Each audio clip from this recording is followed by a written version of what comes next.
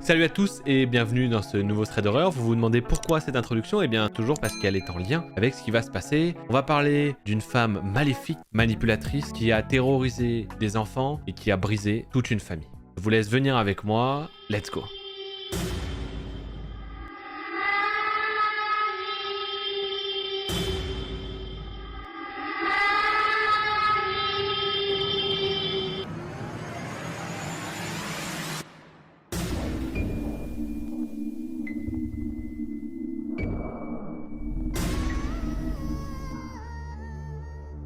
Cette histoire, c'est l'histoire de Manon et elle débute quand elle avait à peu près 7 ou 8 ans. À ce moment-là, son père et sa mère se sont séparés et son père a vite retrouvé une nouvelle personne qui s'appelle Ariane. Elle a 19 ans et son père en a 47. À ce moment-là, Ariane a l'air d'une personne tout à fait gentille et normale qui prend souvent des nouvelles des filles de son mec.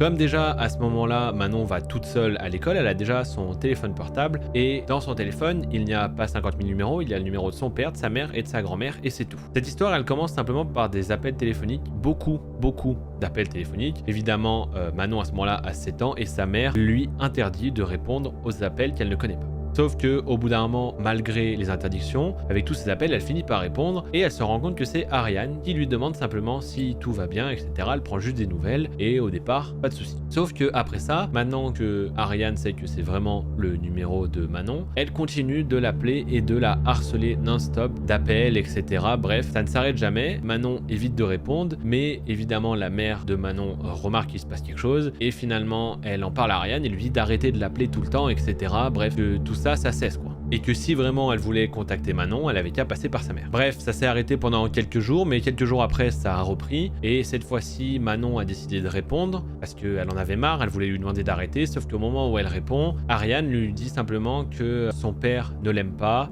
que c'est une petite fille moche qui ne sert à rien. Bref, elle lui en met plein la gueule. Et comme Manon nous explique, et on peut bien le comprendre, c'est qu'à cet âge-là, eh bien, toutes ces phrases, on y croit. Et ça la touche vraiment. Ça la brise vraiment. Ariane va continuer comme ça, à faire une sorte de harcèlement, à l'appeler en faisant juste des bruits, qui la terrorise, etc. Bref, elle a l'air de prendre du plaisir à faire ça. Et elle a continué ce petit jeu petit à petit. Elle débarquait même chez son père, des fois, alors qu'elle n'avait pas le droit de venir. La mère de Manon ne voulait pas qu'elle vienne quand le père gardait les filles. Mais elle débarquait quand même et elle en profitait quand elle était là la nuit pour faire peur aux filles, pour les observer de l'entrée de leur chambre, rester comme ça dans le noir de manière terrifiante.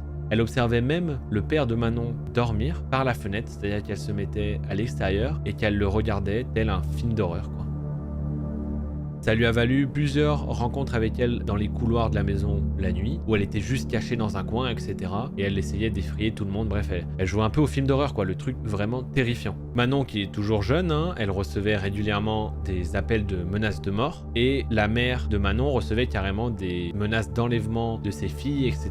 Bref, c'était horrible. Tout ça s'est passé sur plusieurs années, de ses donc 7 ans jusqu'à ses 19 ans. Vous vous doutez bien qu'elles sont souvent allées voir la police, seulement le harcèlement était très mal pris en charge avant, et toujours pas très bien pris en charge aujourd'hui, mais la police disait simplement c'est que des menaces, tant qu'il n'y a pas de passage à l'acte, etc. Bref, c'est pas très grave, sauf que ça les brisait petit à petit quand même. Le jour où Manon a eu 18 ans, elle a décidé d'aller voir Ariane pour lui dire ses 4 vérités. Elle y va de manière déterminée, elle est même prête à la tabasser, pour vous dire, mais lorsqu'elle arrive, il y a son père, et du coup elle est obligée de redescendre parce qu'elle dit qu'elle veut pas de témoin de ce qui va se passer, ok? Elle est là pour en découdre. Sauf que elle décide quand même de régler ses comptes avec Ariane et elle lui hurle dessus. Et à ce moment-là, elle découvre une Ariane qui se met à pleurer, qui se recroqueville sur elle-même dans un fauteuil, etc. Elle explique qu'Ariane est toute petite, qu'elle est pas du tout impressionnante, et qu'elle voit la détresse dans ses yeux. Et Ariane lui dit simplement « Mais j'ai jamais rien fait, je ne ferai jamais de mal à une enfant, etc. » Bref, Manon, elle dit que c'est quelqu'un de gentil de base et qu'elle voit la détresse dans ses yeux, et elle finit par s'arrêter. Et au moment où elle se retourne, elle a l'impression que Ariane, dans son dos, elle est en train de se moquer d'elle.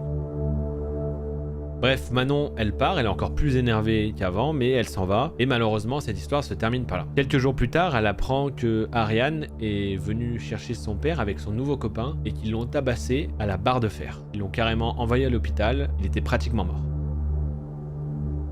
C'était il y a à peu près 1 an, cette histoire, et ils sont toujours en procès, mais comme Ariane est une manipulatrice hors pair, elle est en train de gagner petit à petit le procès, malgré tout ça, pour vous dire.